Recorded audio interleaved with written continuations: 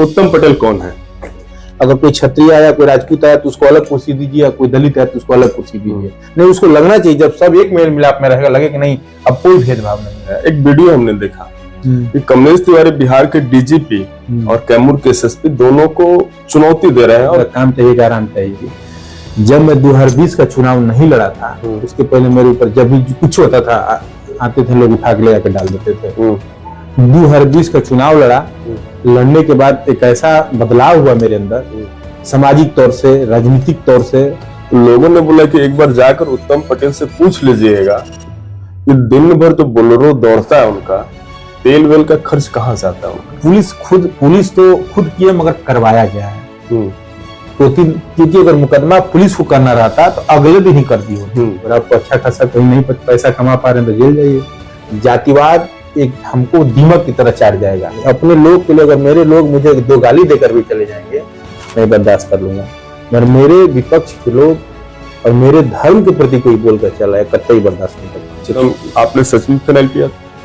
नहीं, कहावत ही तक इसको गाय बना देना है। जो व्यक्ति इतना लड़ रहा है हिंदुत्व के लिए, इसको गाय बना देना है। जो वीडियो वायरल हुआ था और आप मारपीट किए थे आरोपी के साथ, और फिर जय श्री राम का नारा आपने लगाया था। पहले समाज में मुझे तमुआ बोलते थे, जा रहा है वो अपराधी है, तमुआ है। अब बोलते हैं उत्तम जी, उत्तम भाई, उत्तम किया। आई जाते हैं, प्रमाण सम्मान मिल रहा है तो कहीं ना कहीं तो मुझे बदलना पड़ेगा। मैं पूर्ण रूप से बदल चुका हूँ।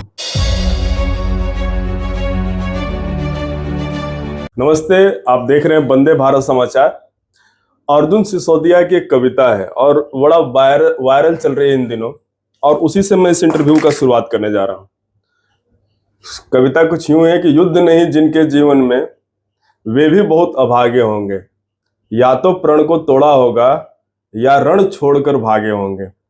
दीपक का अर्थ कुछ ज्यादा नहीं, जब तक तम से नहीं लड़ेगा। दिनकर नहीं प्रभा बांटेगा, जब तक स्वयं से नहीं धधकेगा। हम आज बात करना है उत्तम पटेल से। बहुत ज्यादा परिचय न देते हुए एक सामान्य एक शब्द एक लाइन में मैं परिचय देता हूं। स्वर्गीय कमलेश तिवारी के विचारधारा को आगे बढ़ा रहे हैं। कमलेश तिवारी की विचारधारा क्या है, ये क्यों प्रभावित हुए, उनसे जुड़ने का वजह क्या है, इन तमाम मुद्दों पर विस्तार से हम लोग बात करेंगे और जानने का प्रयास करेंगे कि इनकी वैचारिक परिपक्वता कितनी है और कितना यह समाज के लिए, राष्ट्र के लिए, देश के लिए, राज्य के लिए उत्सुक है। स्वागत है आपका हमारे कार्यक्रम में। बहुत बहुत धन्यवाद। जब मैं आपके जीवन को देख रहा था तो जीवन आपका 2 भागों में बटा पड़ा। एक मुजफ्फरपुर शहर से पहले का जीवन और एक मुजफ्फरपुर के बाद का। मैं ठेठ भाषा में समझा रहा हूँ कि मुजफ्फरपुर में आप शायद कमलेश तिवारी जी से मिले थे, मैं जहां तक सही हूँ। जी जी। उससे पहले के जीवन के बारे में थोड़ा सा आप बताइए। वहां से कुछ प्रश्न हैं हमारे। तो उसके पहले हम लोग मान लीजिए कि जैसे कि जीवन में शुरुआती दौर में हम लोग कोई मित्र थे अपना, समाज में हम लोग कहीं ना कहीं उत्सुक थे सामाजिक कार्य के लिए। ज्यादातर हम लोग शुरू से पढ़ाई लिखाई थे, पढ़ाई लिखाई का मन नहीं लगा तो समाज में उत्सुक हो गए। फिर कैसी घटनाएं घटी जो अब तो मोबाइल पर क्या बताया जाए, पूरा जिला ही जानता है। घटना के बाद हम लोग फिर उस चीज़ को थोड़ा सा विचार को और समाज में एक्टिव हुए। फिर उसके बाद हम जेल गए। जेल में उस समय 2016 का मामला है, मेरे मित्र के ऊपर गोली चलती है जी। मैंने उसमें शहर में दंगे भी हुए थे 2 फरवरी 2016 को। माननीय एसपी जी थी, उनके ऊपर वो थी, वहाँ प्रशासन से गोलीबारी, मैंने गोली चला था, वहाँ दंगा हुआ था। उसके बाद हम जेल चले गए। जेल आने के बाद फिर हम लोग आने के बाद लगातार कई वर्षों तक जेल आना जाना लगा रहता था। उस जेल में भी एक वाकया आपके साथ हुआ था। आप सरकारी हॉस्पिटल में गए, कुछ लोग बोलते थे कि उत्तम पटेल फिनाइल पी लिए हैं। क्या आप सही बात को आप बताइए कि क्या वाकया था? तबीयत खराब थी या आपने सुसाइड अटेम्प्ट किया था, क्या बात? देखिए, उस समय हम बताते हैं कि ये घटना 2019 के समय जो माधव सिंह चर्चित हत्याकांड जो हुआ था, उस समय हम जेल से मात्र 3 दिन पहले निकले हुए थे। उस समय हमारा ऑफिस आपको आजाद नगर चौक गली में था। हम लोग वहाँ बैठे हुए थे। कुछ मित्र हमारे कुछ कार्यक्रम को लेकर बैनर पोस्टर लगाने गए हुए थे। हम लोग वहाँ पर बैठे थे, तभी वहां पर कुछ आवाज सुनाई दी। हम लोग बाहर गए तो देखे ऐसे तमाम घटना, जिससे वीडियो भी वायरल हुआ था। आप लोग ज्यादा उस पर चर्चा भी करना नहीं सही रहेगा, आप लोग उस चीज को देखें। उसके बाद फिर हम उस मामले में हम जेल चले जाते हैं। जेल जाने के बाद नहीं, किस मामले में जो वीडियो वायरल हुआ था और आप मारपीट किए थे आरोपी के साथ और फिर जय श्री राम का नारा आपने लगाया था जैसा कि वीडियो में था, उस मामले में या किसी और मामले में आप जेल? नहीं, हम उस मामले में लगातार जो शहर में उस मामले को लेकर दंगे हुए थे, मारपीट हुए थे, कई जगह तोड़फोड़ हुए थे, आगजनी हुई थी।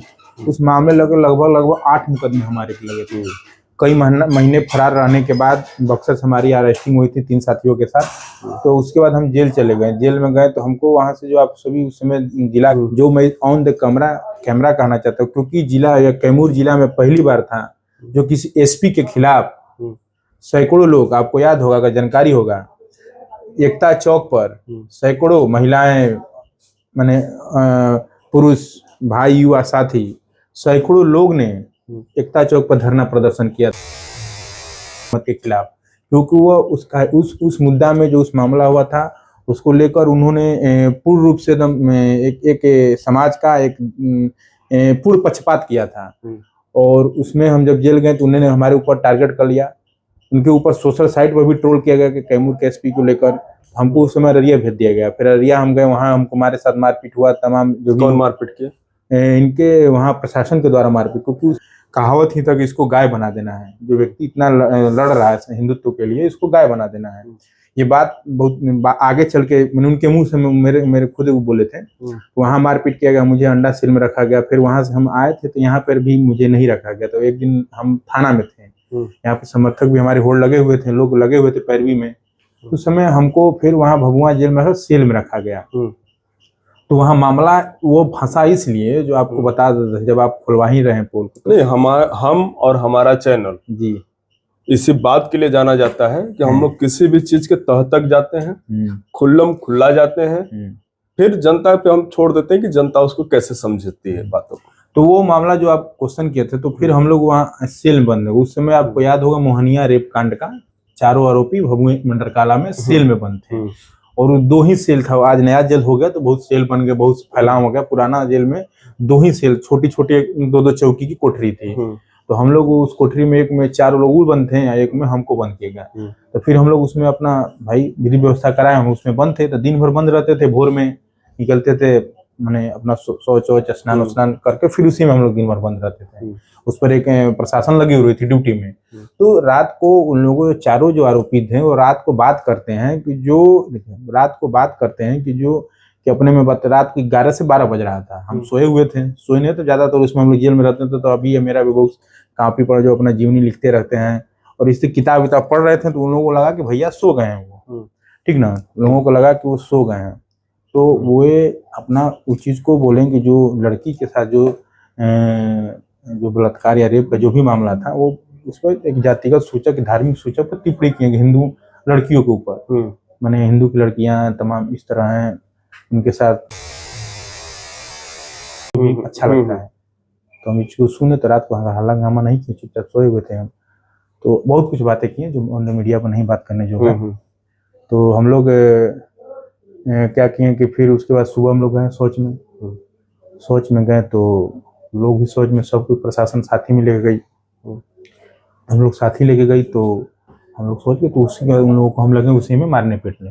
इनको जो 4 आरोपी थे, हाँ, सोच करके आगे खड़ा हो गए, उसके बाद लगे मारने पीटने। तो उस जेल में होता है कि तुरंत व्हिसिल बज जाता है। तो भोर के 4-5 बज रहा था, बगल में एसपी कोठी है, 36 का आंकड़ा था, एकदम 36 का आंकड़ा। और उस समय सुपरिटेंडेंट थे जो भी कोई मनोज करके थे, वो भी एसपी साहब पूरा प्रेशर बनाए हुए थे। तो वो 36 का आंकड़ा था। तो वो जब आवाज गई तो पूरा हंगामा हुआ। फिर उन लोगों को लाकर बंद किया गया, हमको भी बंद किया गया। तो सुबह अब जैसे भी लोग बता रहे थे, फिर हमको सुपरिटेंडेंट बुलाए तो बोले बात कहीं कि ऐसा क्यों, कि हमको ऐसा बात था हमारे सामने। कहीं ठीक है, आज ले आपको बाहर नहीं निकला जाएगा, उसी में आप सोच कीजिए, तमाम जो भी आपकी व्यवस्था है उसी में रहेगा आपको तो करने को। हम कहे ठीक है, हम समझौता तो नहीं कर सकते हैं। फिर आप उसी चलते हुए उसमें हमको लगा टॉर्चर करने लगे लोग। टॉर्चर मतलब दबाव, एक मानसिक दबाव। कौन, अधिकारी या फिर जेल के कैदी? नहीं, जेल के कैदी कोई, मतलब अधिकारियों के द्वारा, मतलब सारा षड्यंत्र दिखा था। इनको किसी तरह नॉर्मल कर देना है, एकदम किसी तरह इसको तोड़ देना है, नॉर्मल कर देना है। तो उस पर दबाव बनने लगे। हमको 1-2 दिन देखा, 2 दिन देखा, तो हमें लगा कि इन लोगों को कुछ न कुछ जवाबी कार्रवाई देना होगा। ऐसा देना होगा कि इन लोगों की, क्योंकि सुपरिटेंडेंट था बड़ा डरपोक, वो एक बार का वो हो चुका था, क्या बोला जाता है, एक बार निलंबित हो चुका, सस्पेंड हो चुका था, फिर यहाँ बहाल, क्योंकि वो मुजफ्फरपुर शायद जेल से कहीं शायद सस्पेंड हो चुका था। तो इन लोगों को दबाव बनाने के लिए, क्योंकि मैं वैसा व्यक्ति हूँ कि मैं अपने कभी मान सम्मान के लिए जान मान को क्षति को नहीं देखता हूँ, तो उसके लिए हमने फिर उसको उन लोगों को डराने के लिए, और इतना मानसिक प्रेशर दिया गया था, उस समय का जो माहौल था, इतना टॉर्चर किया गया जाता है, तब जाके कदम हमको उठाना पड़ा था। कदम आपने सच में फिनाइल पिया था? नहीं, फाइनल नहीं था। क्या था मामला? वो जो फाइनल नहीं था, जो शौच करने वाला, जो साफ करने वाला हार्पिक था, हार्पिक, वो बस लेके उसको निगल देते बस प्रशासन, उस समय से सुपरिटेंडेंट दबाव बनाने के लिए। तो वो मिला कहाँ से आपको? हम अपने लेबर से व्यवस्था कराए हुए थे। मतलब जेल में ये सब चीजें मिल जाती हैं? ऐसी चीजें मान लीजिए जेल में, देखिए जेल में आप जाइए तो कहीं ना कहीं रखा रहता है। तो अच्छा, आप जेल घूम कर आए हैं, जेल में क्या क्या चीजें मिल पाएंगी? जेल में तो ऐसे तो कुछ नहीं मिल पाएगा, नहीं तो ऐसे तो बहुत कुछ मिल पाएगा। बहुत कुछ में जैसे? और जैसे आप जो चीज मांगे वो चीज मिल जाएगा। सब कुछ अवेलेबल है? अवेलेबल है। तो ये हकीकत है हमारे जेलों की? हकीकत नहीं, पूरी हकीकत है। अगर आपको अच्छा खासा कहीं नहीं पैसा कमा पा रहे हैं तो जेल जाइए, वहां भी कमाई है। 4 साल 5 साल रही आइएगा, फर्स्ट क्लास का 2-4 बीघा खरीद लीजिएगा, बिल्डिंग बना लीजिएगा। इस गणित को समझा सकते हैं क्या, कैसे? अब इसको चला पाइएगा तो समझा देंगे। अरे हमें क्या चलाने में दिक्कत है? चलिए, मैं गणित पूछिए, इसके बारे में क्या पूछना चाहिए? कैसे हम जेल गए 5 साल के लिए, हाँ, और निकल कर कैसे हम 2-2.5-3 बीघा जमीन खरीद लेंगे? इसका गणित यही है कि आप 5 साल जाने का मतलब आपको सजाए कैदी होना पड़ेगा। आप गए 5 साल, तो आप मान लीजिए 5 साल 6 साल गए, आप जेल में गए, तो आपका जेल में धीरे धीरे आप सजाए कैदी हो गए। तो जो पुराने कैदी हैं उनसे मिल मिलाप कर लिए, उसमें जेल में आपको मिल मिलाप, तो आपको पहला जब सजा, तो पहला मिल मिलाप 1,50,000 खर्चा करके 2 लाख खर्चा करके पहले वार्ड लीजिएगा। वार्ड के इंचार्ज हो गए आप, उसका मालिक हो गए कि इतना रूम का हम पूरा मालिक है, आप मालिक हो गए उसका। आप मालिक हो गए तो आप उसमें जो भी नया कैदी आएगा उससे आप, देखिए पुराना जेल का सिस्टम है यही है, और नया जेल का सिस्टम तो अभी हम गए नहीं, मगर हमारे जो लोग आते हैं तो बताते हैं। तो आप उसका वार्ड इंचार्ज हो गया है, वार्ड में जो भी लोग आएंगे 2,000 4,000 5,000 लीजिएगा, 5,000 लीजिएगा। फिर आप मोबाइल रखे रहिएगा, मोबाइल चलवाइएगा, जो बात करेगा नया, अगर मान लीजिए जिला का है आम कैदी है तो आप इससे संपर्क कर 2,000-4,000 में हो जाएगा। और बाहर कैदी है जो मान लीजिए पंजाब, हरियाणा, दिल्ली, उत्तर प्रदेश, मध्य प्रदेश, तमाम तमिलनाडु, कहाँ यहाँ कहीं ना कहीं जेल में फंस के आ जाते हैं, 10,000 20,000 50,000। फोन से बात करवाने की, वार्ड का लीजिएगा, फोन से बात कराने का। फिर खाना आपको, जो ऐसे कई कैदी हैं जो खाना दाना VIP चाहते हैं, उनको VIP व्यवस्था कीजिएगा। तो एक पूरा सर्कुलर पूरा एक सर्किल है, मतलब एक अर्थव्यवस्था वहां भी बन गई है। अच्छा खासा अर्थव्यवस्था आपको अर्थव्यवस्था। अगर आप नया जेल में जाइएगा, अब नया जेल वार्ड पहले हिलेंगे तो पहले बोला काम चाहिए कि आराम चाहिए, काम चाहिए आराम चाहिए, तो पैसा तुरंत ऑनलाइन कैश पेमेंट। बाहर गुर्गा है, डाला 4,000 हो गया, 4,000 चला गया, 4,000 गया, फिर उसको विधि व्यवस्था मिल गया, फिर वो घटेगा 2,000 फिर डालेगा।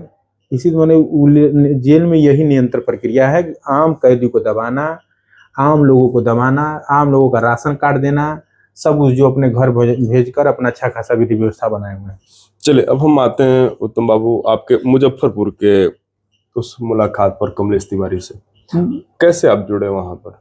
हम जुड़ने का कारण यही कि हमको फोन आया, ठीक है, हम लोग जो कि कमलेश तिवारी के कैसे ऐसे यहाँ एक और हम बात, थोड़ा सा हमें एक वाक्य और याद आया। एक वीडियो हमने देखा कि कमलेश तिवारी बिहार के DGP और कैमूर के SSP दोनों को चुनौती दे रहे हैं, और कुछ अमर्यादित भाषा का भी प्रयोग कर रहे हैं, और बोल रहे हैं कि उत्तम पटेल को कुछ नहीं होना चाहिए।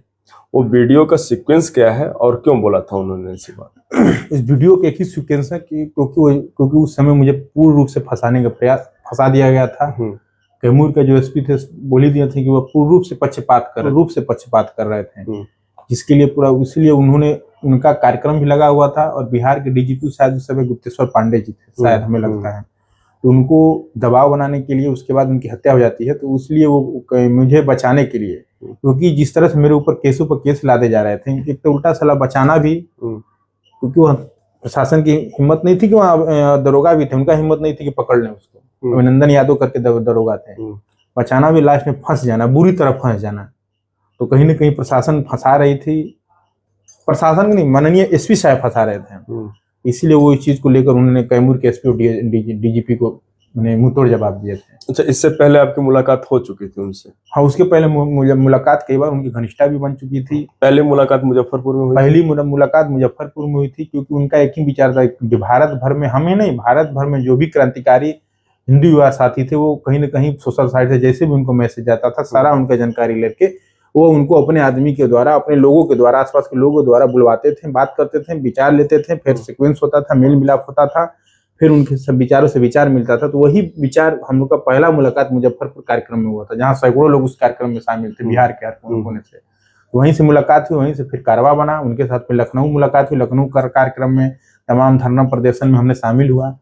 फिर तो मान लीजिए अब रहे ही नहीं। अच्छा, कमलेश तिवारी के, स्वर्गीय कमलेश तिवारी जी का हिंदुत्व का विचारधारा क्या है? उनका एक ही चीज था कि देखिए, एक चीज, वो जो चीज बोलते थे साफ बोलते थे। देखिए, एक हिंदुत्व यह है कि भाई हम अपने पंथ को, अपने परंपरा को खूब मजबूत करें, खूब बढ़िया से पालन करें, कोई दिक्कत नहीं। एक हिंदुत्व है कि हम मुसलमान को गाली दें या मुसलमान को सताएं और उसके बाद अपने आप को मजबूत करें। दोनों में से कौन सा हिंदुत्व आपका है? देखिए, मुसलमान क्या बोला जाता है कि उनका एक ही कि अपने धर्म, अपने सनातन को आगे बढ़ाना, अपने जो सनातन का झंडा है जो हम उठाएं उसको आगे बढ़ाना। हम हर मुसलमान को गाली नहीं देते, क्योंकि इस देश में हर मुसलमान हम नहीं कह सकते हैं। चाहे इस देश में जो भी घटनाएं हुई हैं, बिना इस देश का मुसलमान मिले हुए नहीं। चाहे कोई भी उठा के बम ब्लास्ट उठा लीजिए, कोई भी बम ब्लास्ट आप उठा लीजिए, चाहे अहमदाबाद हुआ, चाहे आपको चाहे संकट मोचन, चाहे तमाम जो भी है, उसमें कहीं ना कहीं हम पढ़े हैं, बहुत सी चीज पेपर काट काट के रखे हुए हैं। उसमें भारत कहीं कुछ न कुछ, कोई गया का पकड़ा जाता है, कोई रांची का पकड़ाता है, तो कहीं ना कहीं वैसे लोग जो हमारे धर्म को क्षति पहुंचाते हैं, हमारे समाज को क्षति पहुंचाते हैं, हमारे लोग को क्षति पहुंचाते हैं, वैसे मानसिकता वाले मुसलमान। बाकी मुसलमान उनके घर के आसपास रहते थे, आज भी जाइएगा उनके घर के आसपास कई मुसलमानों का घर है, उनसे क्या लेना देना है। फिर अभी सवाल हम लोग का अधूरा रह गया, तो आपका हिंदुत्व का विचारधारा क्या है? हमारा हिंदुत्व का विचारधारा यही है, हमारे गुरु कमलेश तिवारी जी तो हैं ही, हमारा विचारधारा एक ही चीज है कि अपने धर्म को आगे बढ़ाना, अपने समाज को आगे बढ़ाना, अपने संस्कृति को आगे बढ़ाना, साथ ही मानवता को लेकर चलना। अच्छा, यहाँ पर दो बातें आती हैं। अगर आप हिंदुइज्म में भी या हिंदू धर्म में भी आप देखेंगे तो ये भी बहुत भागों में विभाजित है, बहुत वर्गों में विभाजित है। उनमें भी आपस में तानातानी है।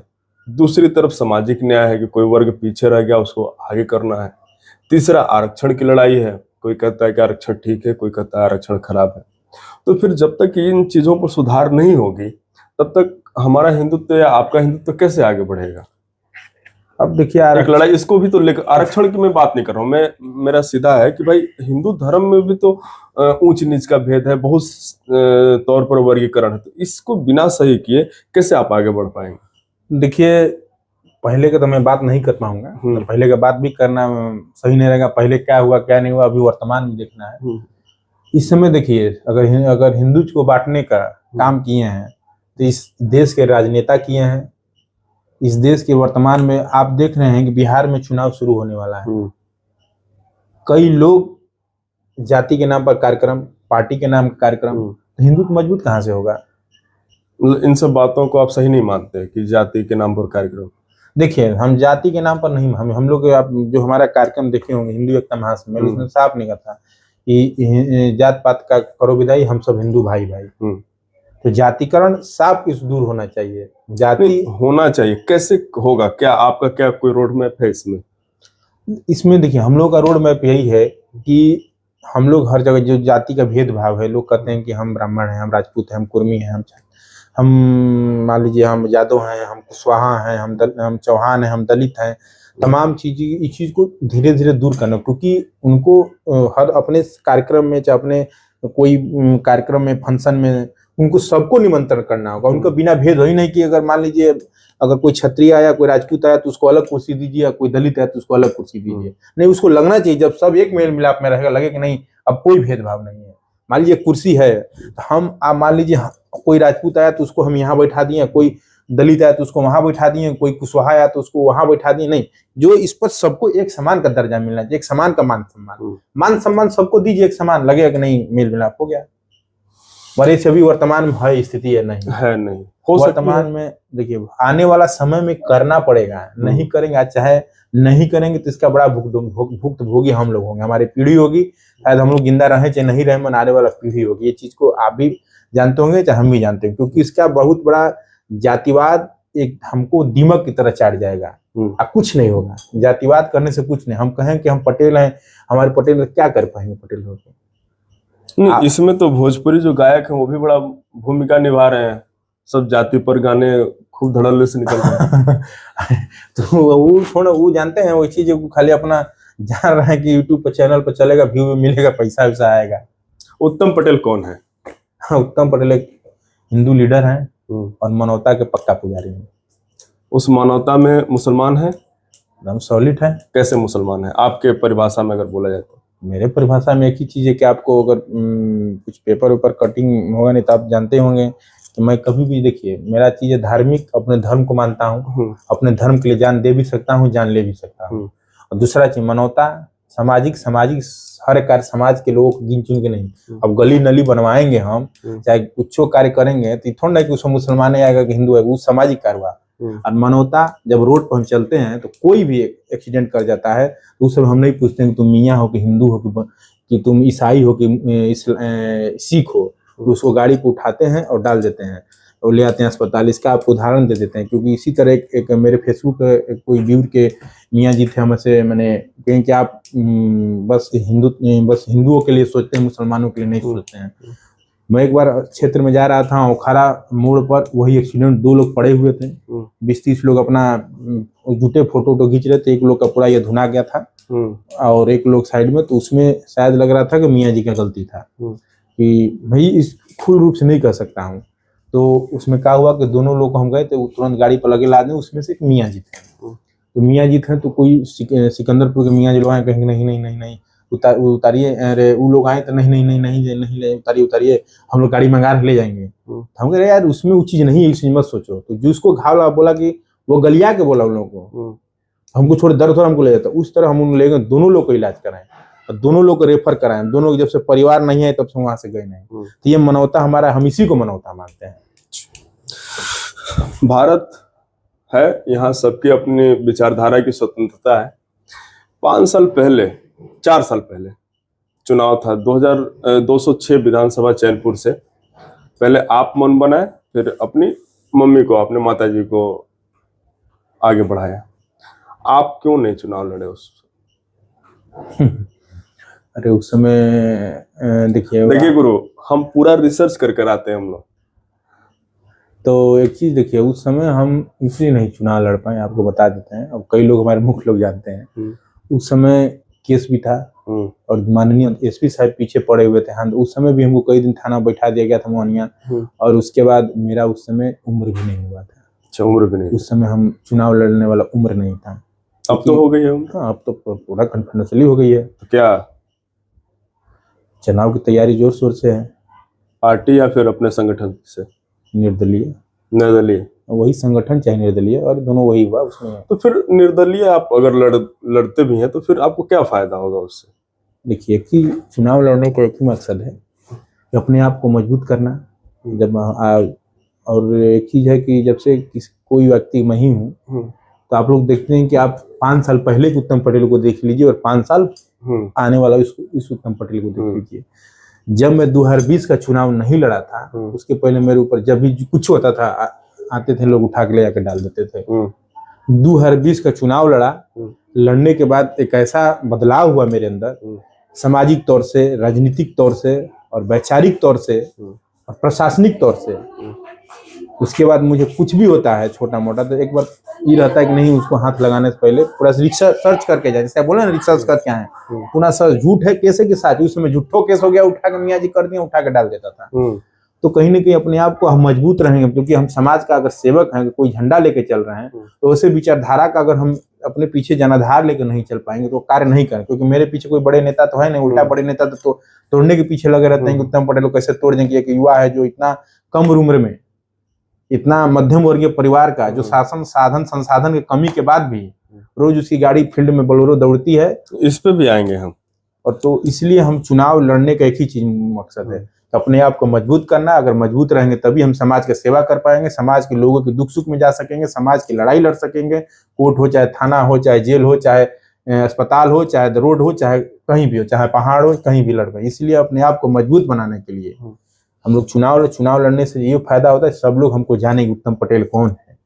शायद हम 10 ही लोग को दुख सुख में सेवा, शायद वहां जाने के बाद 20 लोग को कर पाएंगे। इसलिए फील्ड में अपने आप को मजबूत बनाने के लिए इसलिए हमने चैनपुर में चुनाव लड़ने का लोगों ने बोला, जब मैं रिसर्च कर रहा था आपसे आपके इंटरव्यू से पहले, तो लोगों ने बोला कि एक बार जाकर उत्तम पटेल से पूछ लीजिएगा कि दिन भर जो बोलेरो दौड़ता है उनका तेल वेल का खर्च कहाँ से आता है उनका।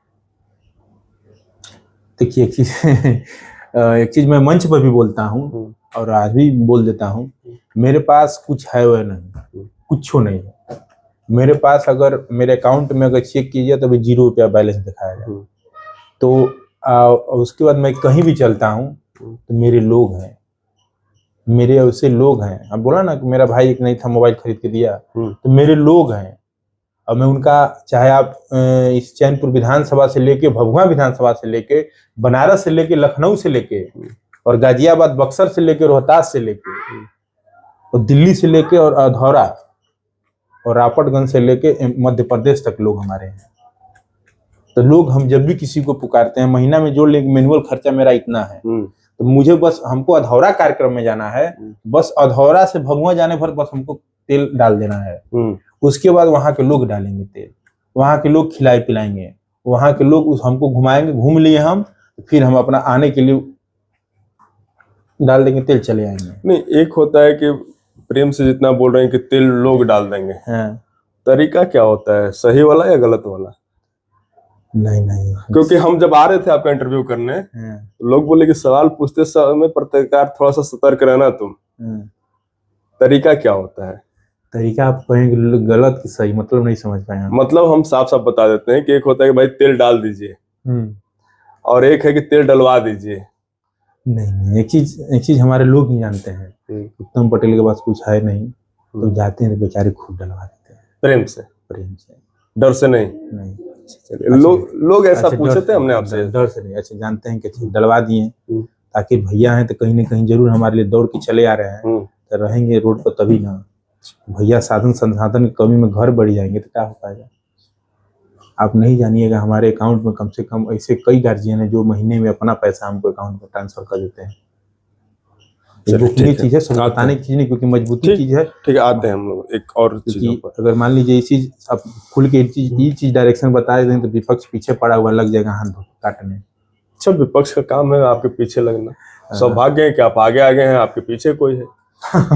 ये भी कमलेश तिवारी के हत्या के जो आरोपी हैं, एक मैं कमलेश तिवारी के पत्नी जी का मैं इंटरव्यू सुन रहा था। एक व्यथा उन्होंने बताया कि उनको कहीं से सहयोग नहीं मिल रहा है। आरोपी अभी भी कोई उसका रिजल्ट नहीं मिल पाया। दूसरी बात है कि बार बार न्यायालय बदला जा रहा है, कभी इस न्यायालय में, कभी लखनऊ, कभी बाराबंकी, कभी गोंडा, बदला जा रहा है। संगठन क्या आपका इतना ताकतवर नहीं है क्या कि जो आरोपी हैं उनको आप अपराधी बना सके या उनको सजा दिलवा सके?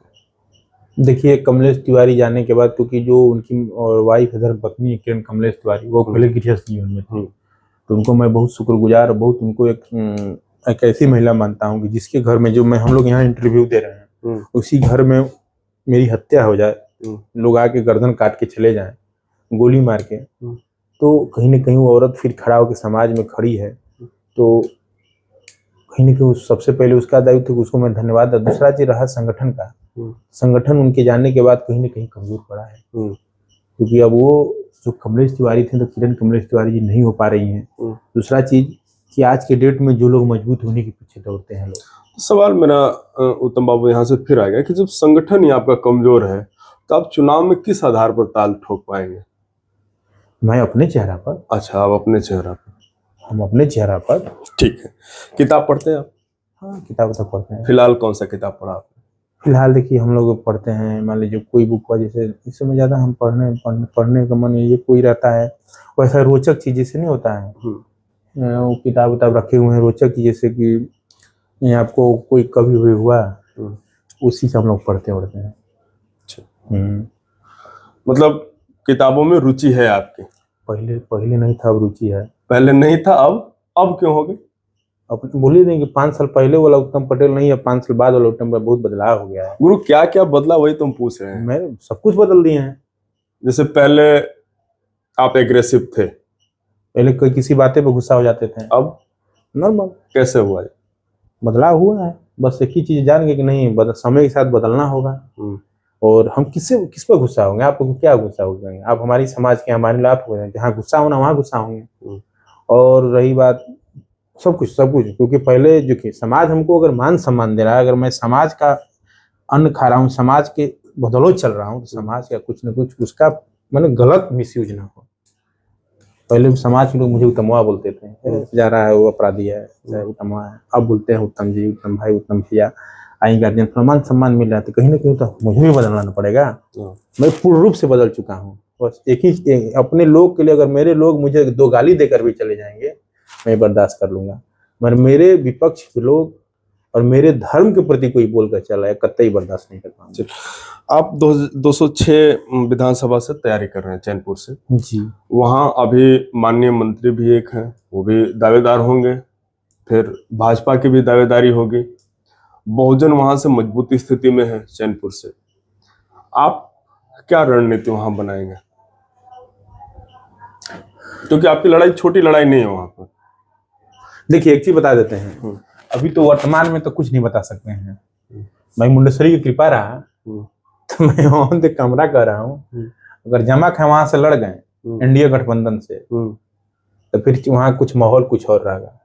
और आपसे मैं पूछना चाहता हूँ कि क्या आपको लगता है, मान लीजिए आप समय में ज्यादा अच्छे लोगों को, वक्ताओं के पास, नेताओं के पास, हर लोग, चाहे शासन प्रशासन के पास, क्या लगता है कि आपको जो वर्तमान में हमारे जो मंत्री जमा खां जी हैं, चैनपुर से आ सकते हैं? ये तो अब उनकी पार्टी डिसाइड करे, वो डिसाइड करे। आपका क्या लगता है? हम कौन, हम तो गए बातचीत किया और हम बातचीत शायद उनसे हुआ है उनसे भी हमने सवाल जवाब किया। तो उस समय तो ये वाकया 1 साल पुराना हो गया, उस समय चुनाव का मोड़ साल पहले कुछ तो बताए भाई। कौन नेता कहता है कि हमको टिकट नहीं मिलेगा? सब बोलता है कि हम जीतेंगे और हमको टिकट मिलेगा। अगर जमा खां चुनाव लड़े इंडिया गठबंधन से, जदयू कोटा में गया, और इस समय बिहार में नीतीश कुमार का कोई चहेता है तो माननीय जमा खां जी हैं। तो अगर बिहार चैनपुर विधानसभा से अगर जमा खां जी अगर क्लियर चुनाव वहां से लड़े एनडीए गठबंधन से, तो फिर हम भी किसी से कम नहीं रहेंगे वहां पे। तो फिर बहुजन कहाँ जाएगा? हम बहुजन से कोई लेना देना नहीं है, मेरा बहुजन से कोनो छुआइए नहीं है। अरे गुरु आप बताइए, वहां 3 चीजें हैं, एक बहुजन, एक एनडीए गठबंधन और आरजेडी। ये 3 तो मजबूत पार्टियां हैं वहां पर। चौथे आप जा रहे हैं। जहाँ त्रिकोणीय लड़ाई होगा तभी तो हमको फायदा होगा। नहीं, उस फायदा को समझाइए आप। देखिए, अगर वहां पहला चीज जमा खां लड़ जाए, दूसरा चीज राजद लड़ जाए, तीसरा चीज बहुजन लड़ जाए, वोट का आंकड़ा बहुत कम रहेगा। जमा और किशोर जी के बीच का जो आंकड़ा लंबा चौड़ा था वो वाला नहीं रहेगा, त्रिकोणीय में कम आंकड़ा रहेगा। जब त्रिकोणीय में कम आंकड़ा रहेगा, एक दूसरा चीज, भाजपा के जो वोटर हैं कभी जमा खां पर नहीं जा सकते हैं, कैडर वोटर जा सकते हैं, जो कट्टर विचारधारा के लोग नहीं जा सकते। तो हमको बहुत बड़ा बेनिफिट होगा। और उसके बाद हमारा जो शेयर है, जो मेरा वोट शेयर बढ़ेगा तो कहीं ना कहीं मेरा मनोबल बढ़ेगा, मेरा प्रतिनिधित्व बढ़ेगा, तो कहीं ना कहीं भविष्य में शायद हिंदू एकता का वहाँ परिचय दे जा सकते हैं। अच्छा, एक बात बताइए, आपकी विचारधारा को लोग कितना समझ पाते हैं आपके क्षेत्र में? जैसे आप जाकर जब बताते होंगे हिंदुत्व की बातें, अपनी विचारधारा, तो क्या लोग उससे इत्तेफाक रखते हैं? देखिए, क्षेत्र में जाते हैं तो थोड़ा हिंदुत्व विचारधारा, हम क्षेत्र में लोगों के दुख सुख में जाते हैं, लोग के दुख में, सुख में, शादी में, विवाह में, सामाजिक कार्य में, उनके उस चीज में लोग कर जाते हैं। बाकी तो लोग जानबे करते हैं कि अब जैसे आप आए तो जानबे के तो मीडिया भाई हैं, पत्रकार बंधु हैं, तो कहीं ना कहीं वो तो आपका पीछे पैराग्राफ है ना, मेरा पीछे का वही पड़ा। हाँ, कहीं भी अगर जिला में कुछ मामला, कल ही मामला फंसा था बसंतपुर में, तो कहीं भी फंसता है तो चाहे आपको चांद में फंसे या रामगढ़ में फंसे, चाहे बेलाव में फंसे, चाहे रामपुर में, चाहे नुआ में कहीं फंसे, तो इस मामले में अगर कोई आदमी हो तो एक बार जरूर उत्तम पटेल को कॉल करेगा। आइए, बिना आपका ये चीज सोल्व होने वाला नहीं है। अब मेरा सच में मेरे बिना मैं जाता हूँ वहां पर, तो कहीं ना कुछ जवाब दिया जाता है, अच्छा खासा कार्य होता है, यही चीज है। बाकी मैं फील्ड में सामाजिक तौर से जाता हूँ, चाहे धौरा जाता हूँ तो उनके दुख सुख में, उनके रियलिटी में समाज में जाता हूँ, इसलिए लोग मुझे ट्रोल नहीं करते हैं फेसबुक पर। चलिए अब हम लोग अगले सेगमेंट में बढ़ते हैं। हमने परिचय में एक कविता सुनाया था अर्जुन सिसोदिया की कि युद्ध नहीं जिनके जीवन में वे बड़े अभागे होंगे। कितने युद्ध हैं आपके जीवन में, किन किन चीजों से आपको लड़ना पड़ता है? देखिए मेरे जीवन में तो हकीकत है कि संघर्ष ही है और संघर्ष रहेगा। संघर्ष करते आ रहा हूँ, संघर्ष झेलते आ रहा हूँ, अभी संघर्ष है, आगे भी संघर्ष, इससे बड़ा संघर्ष रहेगा। जब आदमी का जब चादर बढ़ती है ना तो कई लोग काटने वाले लग जाते हैं। मैंने एक कार्यक्रम हिंदू एकता महासम्मेलन क्या कराया जिसमें हजार लोग जुटे, उसके बाद उसका रुझान आना शुरू हुआ। कई मुसलमान हमारे विरुद्ध आग उगलने लगे, यहाँ तक कि मारने की धमकी देने लगे और तमाम होने के लास्ट में मुकदमा मेरे ऊपर हो गया। तो संघर्ष आने वाला समय। अच्छा, वो मुकदमा पुलिस ने खुद से किया या करवाया गया? नहीं, पुलिस तो खुद किया मगर करवाया गया है। तो क्योंकि अगर मुकदमा पुलिस को करना रहता तो अगले दिन ही कर दी होती। ये 2-3 दिन दबाव बना के प्रशासन पर मुकदमा कराया गया है और कराया गया मुकदमा। अब जो भी लोग हैं अब तो छूटा का ना, मगर कहीं ना कहीं मेरी जिंदगी में पूर्ण रूप से संघर्ष है और आने वाला समय भी संघर्ष है। और आने वाला समय जिस तरह से, देखिए एक चीज, समाज में अगर बढ़ चढ़ के हिस्सा लेना, समाज में बढ़ चढ़ के आवाज उठाना और एक विशेष तौर से आवाज उठाना आदमी के लिए बहुत क्षतिपूर्वक रहता है। जो हमने भोगा हूँ, कई बार मुझे जान से मारने की धमकी आ चुकी है। कई बार यहाँ तक रामा मंडल सर जी जो इस समय शायद डीएसपी के उनसे पूछिएगा, चाहे उस समय संतोष वर्मा जी थे, उसके बाद लोग हमें एक बार प्रशासन यहाँ तक कई बार गई। उस समय एक डीएसपी थी कोई नताशा गुड़िया करके शायद, उनके समय में भी मैंने कई बार ऐसी हमारे साथ घटना हुई, कई बार मेरे साथ ऐसी घटनाएं घटी हैं। तो संघर्ष है, संघर्ष फुल संघर्ष है, फुल संघर्ष है, फुल रिस्क भी है। चलिए, तो हमारा इंटरव्यू का एक लास्ट सेगमेंट होता है जिसको अब नया जोड़ा गया है। इसमें हम गेस्ट से बोलते हैं कि आप अगर कुछ सवाल हमसे पूछना चाहते हैं तो आप पूछ सकते हैं। देखिए अब तो हम आपसे क्या सवाल पूछें, की चीज सवाल यही है कि आप हमारे जो जिले के पत्रकार बंधु हैं, आप लोग, आपका चैनल भी, चाहे जिले के जो भी पत्रकार बंधु हैं, हम आपसे ये पूछना चाहते हैं कि क्या जिले में वाकई पत्रकार बंधु वाकई कार्य हकीकत जमीन पर करते हैं? नहीं,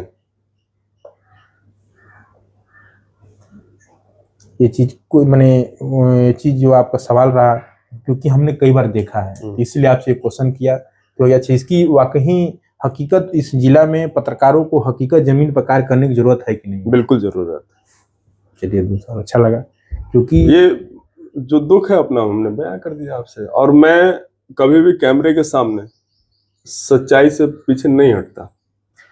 जो पत्रकारिता होनी चाहिए वो नहीं होती है यहाँ पर पत्रकारिता। मेरा मानना, अगर जिला के अगर पत्रकार भाई लोग अगर हकीकत में जमीनी तौर से कार्य करने लगे, शायद हमको लगता है कि हम लोगों की जरूरत नहीं है। लेकिन एक बात मैं आपको वादा करता हूं, मैं भी, अभी हम लोगों की प्लानिंग चल रही है। संसाधनों का समस्या सबके साथ होता है, आपके भी साथ है, हमारे साथ भी। हम लोग ग्राउंड पर जाने वाले हैं और एक एक गांव को हम लोग कवरेज करने वाले हैं। पूरे जिले के एक एक गांव को क्या समस्याएं वहां पर, क्या चुनौतियां हैं, कितना काम हुआ है, कितना होना बाकी है, एक एक गांव को हम लोग कवरेज करने वाले हैं। बहुत जल्दी उस प्रोग्राम को लॉन्च किया जाएगा। दूसरा चीज, प्रशासन जो पत्रकार जो यहाँ के जो आपके मीडिया बंधु, प्रशासनिक गलती को क्यों नहीं दिखा पाते हैं? देखिए, 2 वजह है यहाँ पर जो मैं महसूस करता हूँ। एक तो संगठन नहीं है, कोई पत्रकारों का ऐसा संगठन नहीं है। प्रशासन कब चाहेगी कि उसकी गलती को आप दिखाइए, जो ही आप उस गलती को उठाएंगे, जैसे प्रशासन आपके ऊपर दबाव डालती है, प्रशासन पत्रकारों के ऊपर भी दबाव डाल सकती है। अब होता क्या है कि संगठन ने दूसरा कि किसी भी पत्रकार का बैकअप नहीं है उस दबाव को झेल पाए।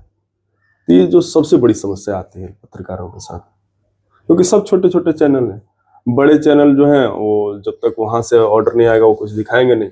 हम लोग छोटे चैनल हैं, हम लोगों को तुरंत, यही कारण है कई मामला ऐसे जो हमने कई बार कई पत्रकार बंधुओं को फोन किया जो नहीं, आपको एक बार डीएम की गाड़ी थी, स्कॉट उनको एक लोग को धक्का मार के भागे, उस लोगों को लेकर अस्पताल में फेंक के चले गए, तो कोई नहीं चला पाया था। हम लोग कई लोग, हमें लगा कि शायद उसे जो होती है समस्याएं हर जगह कि अगर हम गलती करते हैं तो सजा हम भोगेंगे, आप गलती तो आपको भी भोगना पड़ेगा। बिल्कुल भोगना चाहिए। चाहे शासन प्रशासन के लोग हों, चाहे राजनेता हो, कोई भी हो, मेरा मानना है। और वही चीज़ है। और बाकी आप वही चीज़ पूछना था, आपसे पूछ लिया। चले, कैसा लगा आपको इंटरव्यू? बहुत अच्छा लगा। एक बार आप कैमरे पर बोल दीजिए कि वंदे भारत चैनल को लाइक, कमेंट और सब्सक्राइब करें। हाँ, एक चीज़ है कि आप सभी हमारे भाइयों को, युवा साथियों को, समस्त हिंदू जनमानस को, कि आप लोग इस वीडियो को इसको लाइक और शेयर करें और ज़्यादा से ज़्यादा व्यू दें, ताकि ज़्यादा से ज़्यादा लोग सुने और आगे भविष्य में हम लोगों का इसी तरह विचार बना रहेगा।